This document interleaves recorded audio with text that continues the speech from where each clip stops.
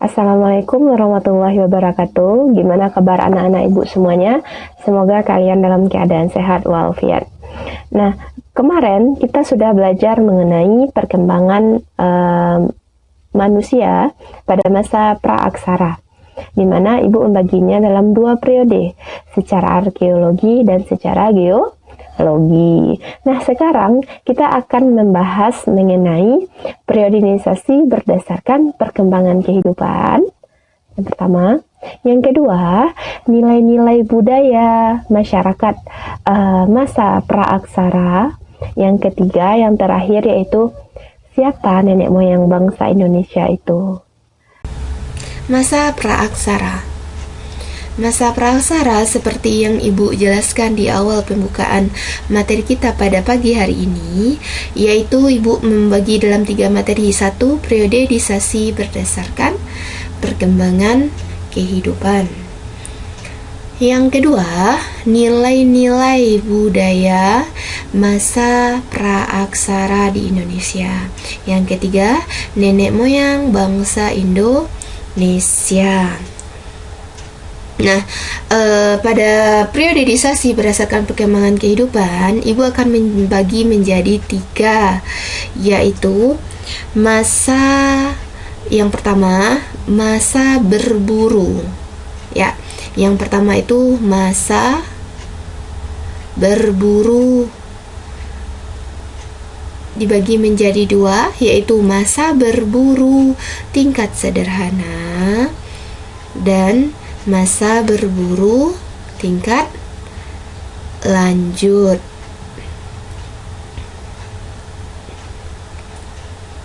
Masa berburu tingkat sederhana itu diperkirakan pada masa 2 juta sampai 10.000 tahun yang lalu, ya, atau 10.000 tahun yang lalu, itu pada masa Paleolitikum. Nah, pada materi kemarin Paleolitikum itu apa kehidupan kehidupan budayanya, yang mana yang pertama, kehidupan ekonominya masih bergantung kepada alam. Kebutuhan akan terpenuhi jika cara berburu dan mengumpulkan umbi-umbian. Lalu kehidupan sosialnya bagaimana? Hidup secara nomaden atau berpindah-pindah. Lalu hidup secara berkelompok yang tersusun dari anggota keluarga yang kecil. Lalu kehidupan budayanya, alat kehidupan masih sederhana dan berbentuk kayu, batu, dan tulang, seperti kapak rimbas, kapak genggam, atau mata tombak dan mata belati. Lalu masa berburu tingkat lanjut bagaimana? Masa berburu tingkat lanjut itu lebih modern lah, atau lebih maju lah daripada berburu tingkat sederhana, di mana kehidupan ini diperkirakan pada masa Mesolitikum. Ingat, pada masa Mesolitikum. Gimana ciri-ciri kehidupannya? Nah, dari segi kehidupan ekonomi, manusianya yang pertama sudah mengenal sistem bercocok tanam. Itu yang pertama. Yang kedua, sudah bisa berternak. Lalu kehidupan sosialnya bagaimana, Bu? Kehidupan sosialnya masih dipengaruhi dengan cara lama, yaitu berburu dan mengumpulkan makanan. Namun, hidupnya sudah ada di goa dan di tebing tinggi. Lalu kehidupan budayanya sudah mengenal sistem melukis dengan warna merah, putih, dan hitam yang menggambarkan kehidupan masyarakat berupa gambar hewan, tangan, dan bentuk lainnya. Lalu selanjutnya, yang pertama tadi masa berburu, yang kedua masa bercocok tanam. Nah, masa bercocok tanam ini kehidupan ekonominya bagaimana? Tidak bergantung lagi kepada alam. karena sudah dapat berkebun dan beternak, lalu sudah dapat melakukan perdagangan dengan sistem barter. Lalu kehidupan budayanya bagaimana? Kehidupan budayanya sudah mahir dalam membuat perkakas seperti kapak persegi, kapak lonjong, dan gerabah dan alat pemukul kulit serta perhiasan. Lalu kehidupan sosialnya hidup berkelompok dalam sebuah perkampungan, dan yang menjadi kepala kampung adalah orang yang disegani. Yang ketiga, setelah masa bercocok tanam dan masa berburu, Ibu buatkan ciri-cirinya lagi, merupakan akhir masa praaksara. Jadi ini akhir ya. Apa kira-kira? Yang kedua, kehidupan ekonomi. Seperti itu, kegiatan pertanian sudah menetap. Sudah ada pemberlakuan terasering. Perdagangan sudah menjangkau antar pulau. Oke, kira-kira masa apa ini? Kehidupan pertaniannya sudah menetap, sudah ada pemberlakuan terasering, dan sudah perdagangannya itu sudah menjangkau antar pulau. Dia di akhir masa praaksara, yaitu masa perundagian, akhir dari praaksara Indonesia, di mana kita lanjutkan kehidupan sosialnya. Masyarakat sudah menetap, berarti tidak nomaden lagi. Masyarakat tersusun oleh kelompok yang lebih beragam. Kelompok yang lebih beragam bagaimana? Di mana sudah tidak satu kelompok lagi, tapi ada beberapa kelompok yang bergabung dalam satu kelompok. Maksudnya itu udah ada kampung di sini. Tidak lagi kelompok kecil, tapi udah kelompok besar. Nah, kehidupan budayanya bagaimana? Kehidupan budayanya, masyarakat sudah mahir dalam membuat perkakas yang berasal dari logam. Nah, kita lanjutkan nilai-nilai budaya pada masa praaksara. Ayo lihat yang pertama. Gambar yang pertama. Ini nilai apa? Nilai apa? Dimana yang perempuannya mengambil biji-bijian, dan yang laki-lakinya membuat sawah atau berkebunnya. Apa kira-kira? Ya, nilai budaya yang pertama adalah nilai gotong royong. Nilai gotong royong, ya, nilai gotong royong, di mana mereka itu hidup sudah berkelompok, dan untuk hidupnya dia bergotong royong untuk membangun rumah, membangun ladang sawahnya. Nah, kita lanjut. Yang gambar kedua, perhatikan. Yang pertama apa tadi? Bergotong royong, nilai gotong royong, nilai budayanya. Lalu itu gambar yang pertama. Lalu gambar yang kedua.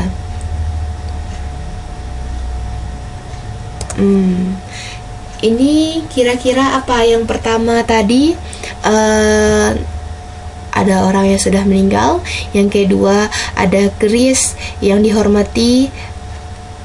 Maaf, ini bukan orang praaksara, tapi ini salah satu nilai yang masih turun sampai sekarang. Apa? Nilai apa di sini? Nilai apa? Kepercayaan. Apa kepercayaan pada masa itu? Yang pertama, lihat itu, ada orang yang sudah meninggal disembah-sembah. Lalu ada keris yang zaman sekarang masih juga diberlakukan. Nilai apa? Kepercayaan apa? Animisme dan dinamisme. Oke. Animisme itu apa? Kepercayaan masyarakat kepada roh, ya, kepercayaan masyarakat kepada roh, di mana dia menganggap roh itu sebagai suatu lambang kekuatan. Jadi ada roh orang yang meninggal itu dipercayai dia akan melindungi keluarganya. Itu sampai sekarang masih ada, yaitu pada suku yang ada di Kalimantan Barat. Suku apa kira-kira? Suku Dayak. Lalu dinamisme itu juga sampai sekarang masih ada di Indonesia, yaitu percaya bahwa benda-benda yang dikeramatkan seperti keris, itu biasanya seperti keris, lalu apalagi batu, itu dipercayai memiliki kekuatan. Itu namanya kepercayaan dinamisme. Itu sampai sekarang juga masih dilakukan oleh masyarakat Indonesia, seperti kayak kebudayaan kejawen, di mana masih percaya dengan yang keris yang memiliki kekuatan-kekuatan. Nah, tapi jangan disalahkan, itu merupakan kebudayaan, ya, kebudayaan. Selanjutnya yaitu nilai musyawarah.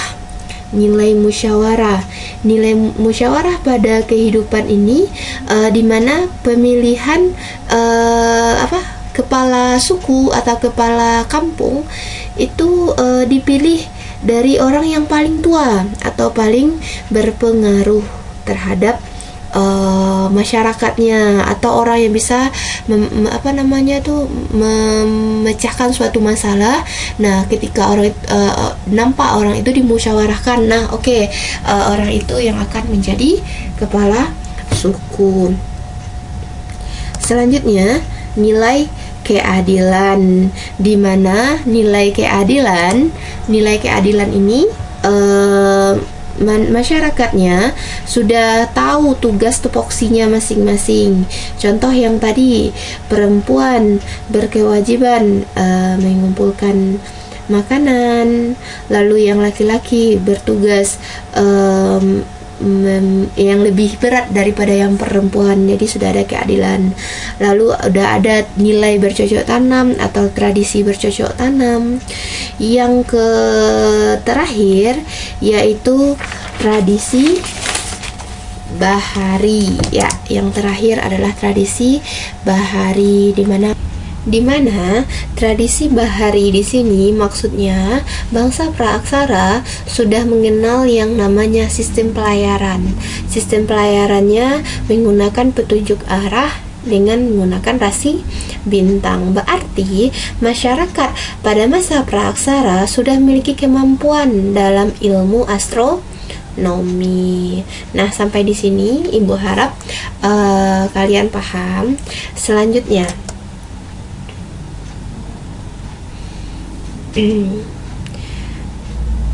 bangsa Indonesia itu terdiri dari banyak suku bangsa beraneka ras, fisik beraneka ras, budaya bentuknya bermacam-macam. Jadi bangsa Indonesia itu awalnya dari mana, Bu? Awalnya dari suku apa sebenarnya? Kenapa kita di Indonesia itu bisa dikatakan miniaturnya dunia? Karena wajah orang Indonesia itu, apa wajah orang dunia? Pasti ada orang Indonesia. Di Indonesia itu lengkap semuanya. Tapi sebenarnya nenek moyang bangsa Indonesia yang pertama itu bangsa apa? Nah, Ibu jelaskan. Nenek moyang bangsa Indonesia itu yang pertama yaitu dari bangsa Veda. Itu menurut siapa? Menurut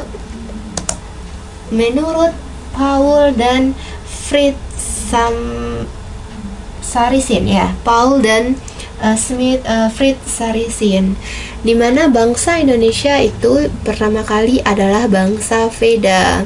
Bangsa Veda ini dari mana? Bangsa Veda ini berasal dari Asia Tenggara. Mereka datang ke Indonesia itu sekitaran 10.000 sampai 5.000 tahun yang lalu atau sebelum Masehi, bangsa Veda udah datang ke Indonesia. Di mana? Nah, ini letak ini dari gambarnya bisa dilihat, inilah penyebaran bangsa Veda. Jadi kalau dilihat dari sini, bangsa Veda itu menyebar dari mana ke mana? Dari Papua, Sulawesi Selatan, Flores Barat, Kepulauan K, hingga Kepulauan Melanesia. Lalu gimana ciri-ciri dari bangsa Veda tersebut? Ciri-cirinya coba kita ingat-ingat kembali. Gimana saudara kita yang ada di timur? Oke, sebenarnya seperti ini ciri-ciri bangsa Veda tersebut. Bisa dilihat dari gambar. Nah, ini yaitu berkulit gelap dan tubuh kecil. Nah, jadi bangsa Veda itu bertubuh gelap dan kecil ya, tubuhnya kecil dan berkulit gelap. Lalu suku, apakah masih ada suku bangsa Veda sampai sekarang? Menurut penelitian itu masih ada, yaitu suku Kubu, Talu, dan Talang Mama di daerah Sumatera dan suku Toala di Sulawesi. Nah, itulah suku bangsa pertama yang datang ke Indonesia. Bu, apakah hanya bangsa Veda itu aja? Sedangkan kita di Indonesia macam-macam warna kulit, bentuknya. Nah, jadi ada namanya ras lainnya. Ya, ras lainnya. Yang pertama ras Veda dan ras lainnya. Ras lainnya itu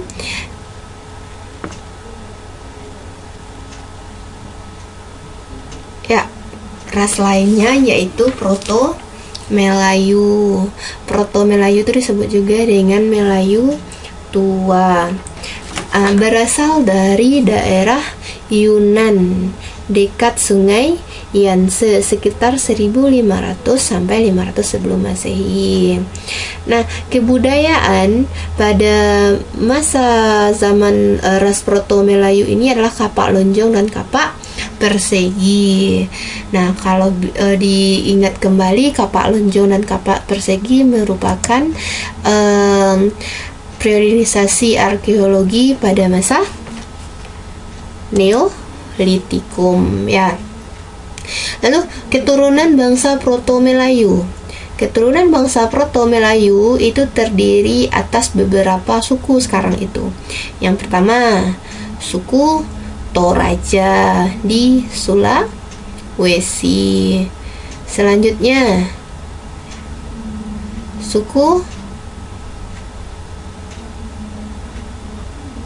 Dayak ya, suku Dayak di Kalimantan.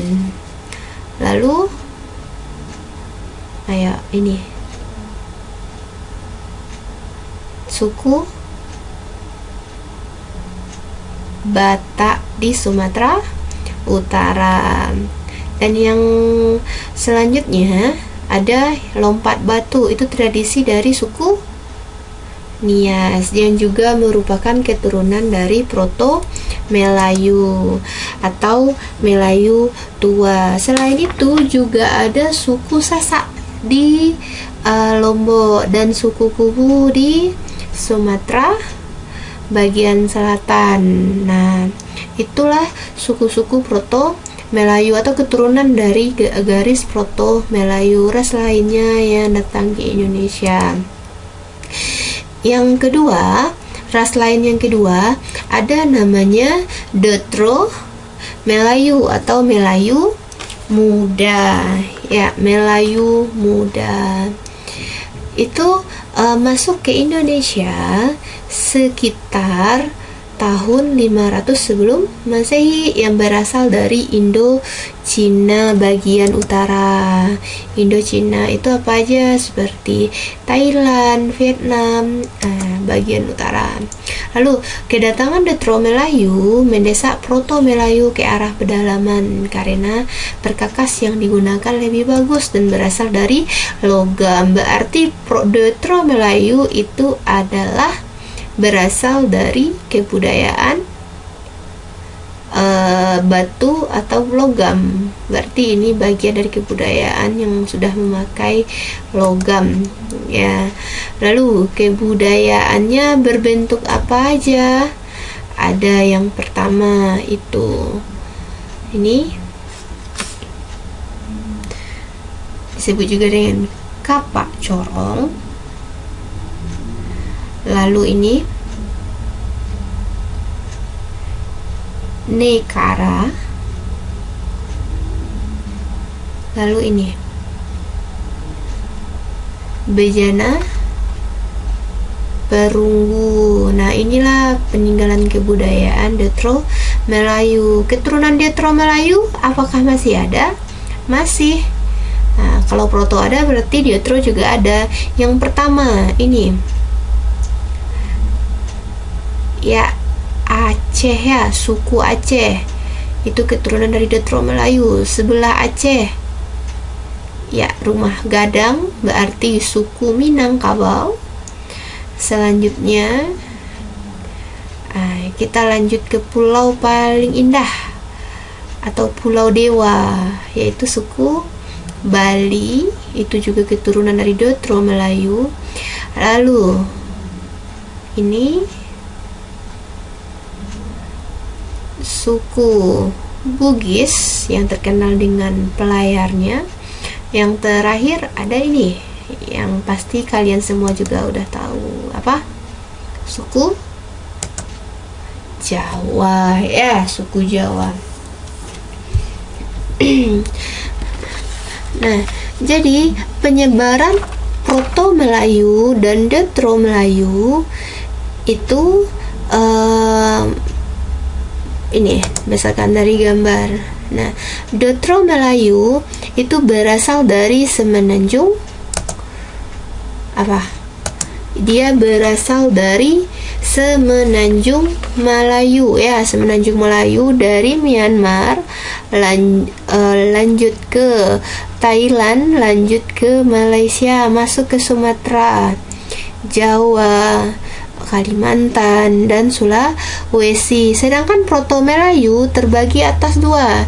Jalur selatan itu dari Thailand. Nah, dari Thailand, dari sini masuk ke Selat Malaka, terus ke Sumatera, terus ke Jawa, terus ke Bali dan Kalimantan. Lalu ada jalur timur dari Vietnam terus ke Filipina, lalu berakhir di Indonesia, yaitu ke sini, ke Bugis. Nah, inilah penyebaran dari Proto Melayu ya. Detro Melayu, Semenanjung Melayu, Sumatera, dan daerah lainnya. Nah, ini Zah ketikan.